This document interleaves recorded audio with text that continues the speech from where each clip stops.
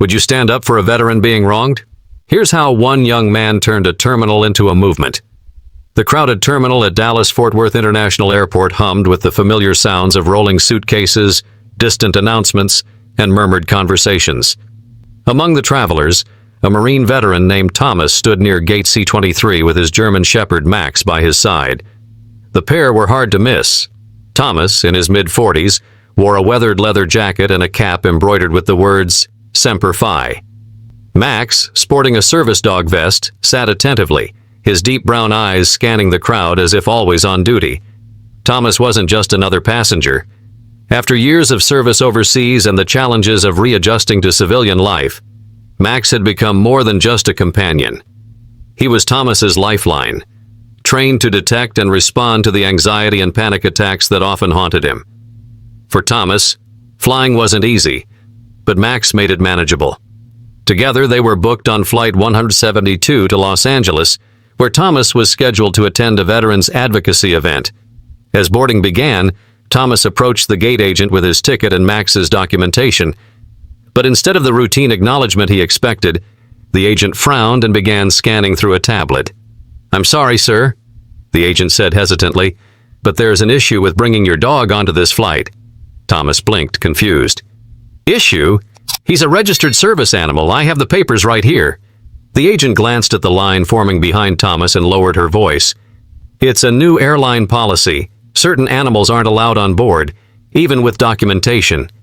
Passengers nearby began to slow down, their ears catching snippets of the conversation. Thomas's voice, steady but tinged with frustration, grew firmer. "This dog isn't a pet. He's a service animal. Do you understand what that means? He's here for my medical needs."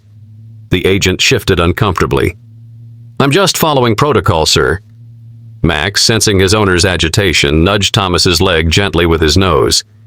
The small gesture seemed to anchor him, but his patience was wearing thin. "That's not good enough," Thomas said. "I served this country. I didn't ask for the struggles I came back with, but I'm doing my best to manage, and you're telling me I can't board because of some arbitrary rule?" The exchange wasn't just between Thomas and the agent anymore. Passengers began exchanging looks, some murmuring quietly among themselves. A middle-aged man in a suit stepped out of line to watch, his arms crossed. A young mother holding a toddler paused, her eyes narrowing as she listened. But it wasn't just the passengers paying attention. The tension was building, and something was about to shift. Thomas's frustration was palpable, and Max's calm demeanor only highlighted the growing unease around gate C-23. The murmurs among passengers turned louder, some clearly upset by what they were witnessing. "Are you kidding me?" An older man in a baseball cap muttered to his wife. "That man fought for this country, and now they're giving him grief over his dog." The gate agent, now visibly flustered, glanced at her supervisor, who had just arrived to assess the situation. "Sir," the supervisor began with a rehearsed calmness, "we understand your concern, but the airline has updated policies. We can't make exceptions." Thomas's voice rose, steady but commanding. "Exceptions? This isn't about exceptions. It's about rights. You don't get to decide that my service dog isn't valid because of a policy you barely understand." Max stood up, his body pressed against Thomas as if to silently reassure him. Passengers in line started stepping closer, their curiosity quickly turning into indignation. "This isn't right," said a young woman holding her boarding pass. "If it were a pet, fine, but that's a service dog." A man in his 30s pulled out his phone and began recording. "People need to see this," he said to no one in particular. "This is ridiculous." The supervisor sighed, clearly feeling the weight of the crowd's attention. "Sir," he said firmly, "we can try to rebook you on another flight where this won't be an issue." "That's not the point," Thomas snapped, his voice trembling with anger. "I'm not just some guy with a dog. Max is the reason I can even step foot in an airport. You think rebooking solves anything? This isn't just about me. It's about how people like me are treated." The crowd around Thomas began to grow. A mother with a stroller moved closer, her brow furrowed. An elderly woman clutching her carry-on nodded in agreement, her lips pressed into a thin line. The man recording spoke up. "Hey, aren't service animals protected by law? This doesn't seem legal." The supervisor hesitated, glancing nervously at the camera. "We're simply enforcing the airline's policies," he replied, but the conviction in his voice faltered. Thomas turned to the crowd, his voice louder now. "Do you hear this? After everything I've been through, they want to deny me basic respect because of their policies. Is this what we've come to?" The terminal fell quiet, the kind of silence that comes when people are unsure of what to do next. The tension in the air was thick, the frustration almost tangible, but just as it seemed the situation might spiral further, a calm yet firm voice cut through the noise, drawing everyone's attention. The crowd turned toward the source of the voice. Standing just a few feet away was a tall, composed young man who seemed oddly familiar. His clean-cut appearance and calm demeanor stood in stark contrast to the escalating chaos. It took a moment for the crowd to connect the dots, but the realization spread like wildfire. "It's Barron Trump," someone whispered, loud enough to confirm what others were thinking. Barron, carrying a small backpack and a boarding pass in hand, stepped closer to Thomas and Max. His voice was steady, but carried an authority that belied his youth. "Excuse me," he said, addressing the supervisor directly. "What's going on here?" The supervisor hesitated, clearly caught off guard. "This gentleman's service dog doesn't meet the updated requirements for this flight." Barron frowned, his gaze shifting to Thomas and then to Max. "Doesn't meet the requirements? This man is a Marine veteran, and that's a service dog. What part of this situation seems okay to you?" The crowd, emboldened by Barron's presence, murmured their agreement. A woman nearby spoke up. "Exactly. He's not asking for anything unreasonable." Barron's tone remained calm, but there was an edge to his words. "I'm pretty sure federal law protects service animals, regardless of airline policies. Are you seriously willing to break the law over this?" The supervisor's confidence visibly faltered.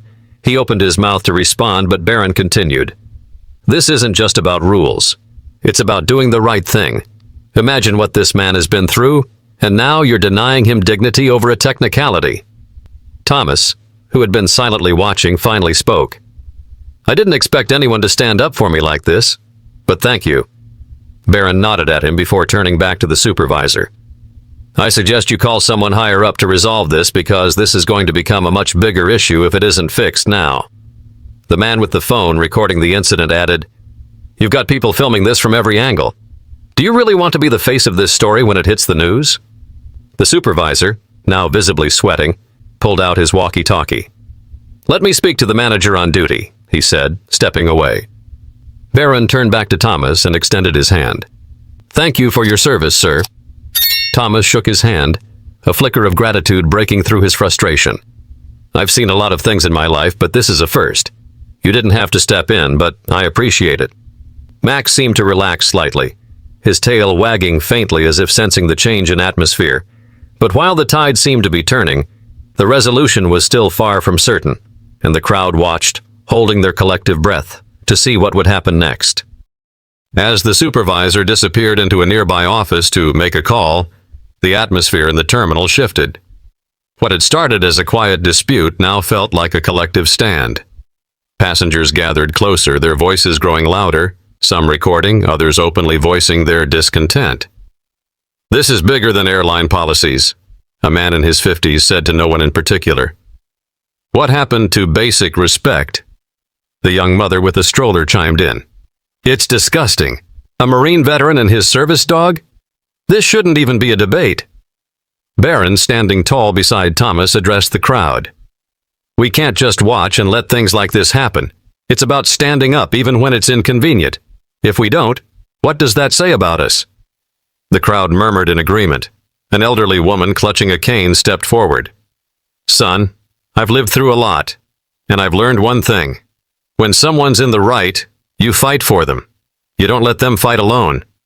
Applause rippled through the group, startling the gate agents behind the counter. One of them nervously whispered to her colleague, her gaze darting toward the growing crowd. Thomas, touched by the support, looked around, his voice cracking slightly as he spoke. "I don't even know what to say. For years I've felt invisible, like no one saw what people like me go through.